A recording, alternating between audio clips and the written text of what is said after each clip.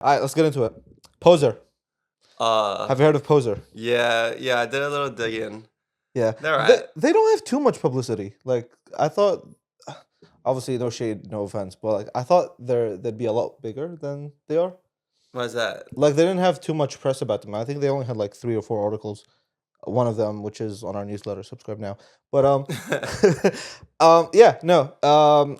Poser is a band, and it's a completely fictional band that just like is not real. And it's just like 4 or 5 people that don't make music, and it's created by this person called Reese Cox, and it's pretty cool because she's gotten an article on the very famous magazine 032C. I don't know if you've heard of that, but it's basically like a modern Rolling Stones type magazine, Right. and it's like fully digital and stuff. And they were doing like this, like, I mean, I liked it because the title of it was "Fake Press for a Fake Band," and it was just basically a whole like press run about the band that only started last year, and they only have 3 songs out, and they've performed live more than 3 times. So like they've performed more times than they have songs in their catalog. They perform for 10 minutes. Yeah, pretty much. Pretty much. They have some covers. Surely. Yeah. But I think it's sick. It is cool. They do look like a band when I first saw them. Like they do come off like an indie band that like you'd run into at any like local gig or whatever. And it just goes to show you that like image is really everything.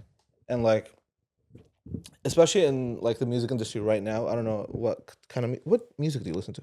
I just listen to one guy. Who? His name's Eden. He makes like kind of sad stuff. Yeah.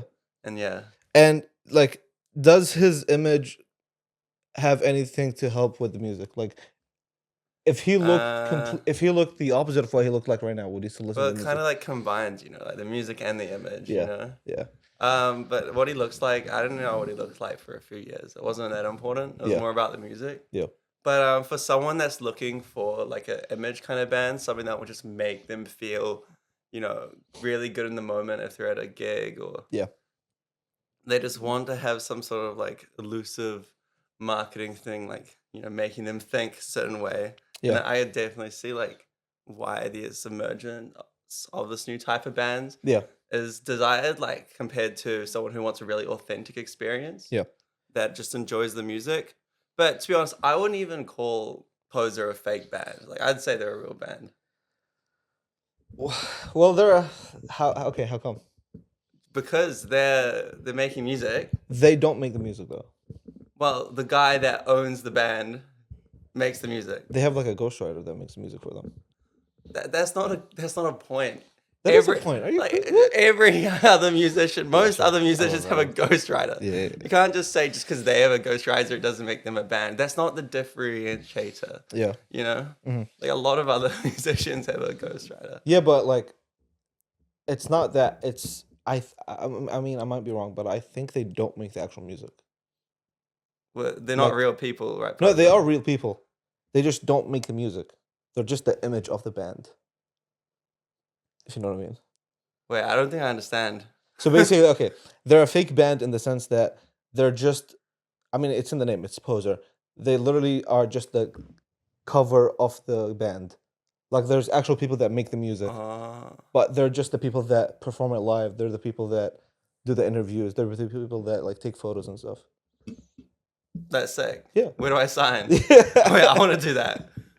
It's pretty cool. And I think the idea of like having like conceptualizing an artist that is like the vibe first before the music is kind of cool. Because that's how they came up with it. They're like, I guess, I mean, I don't know how they came up with it, but like, I'm assuming they just like found like 4 coolish looking people and they were like, you guys would make a sick band. And then they had like a certain vibe and aesthetic about it. And then they just started making music to fit that aesthetic. Well, I assume they're really good live, right? Like, I couldn't find any videos of them live.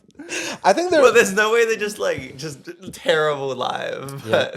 No, I mean, yeah, but I mean, like their whole set would be like 10-ish minutes. They have like 3 songs.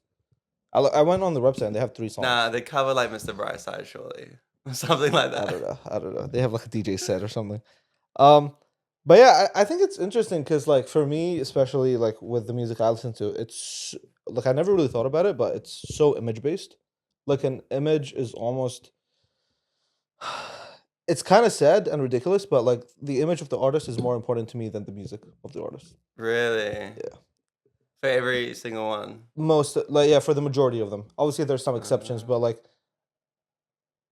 the person I listen to, I have to think that they're a cool person. Right. So is that what you care like about the image, like that they're cool Yeah. or like that they're mysterious? Yeah. Yeah.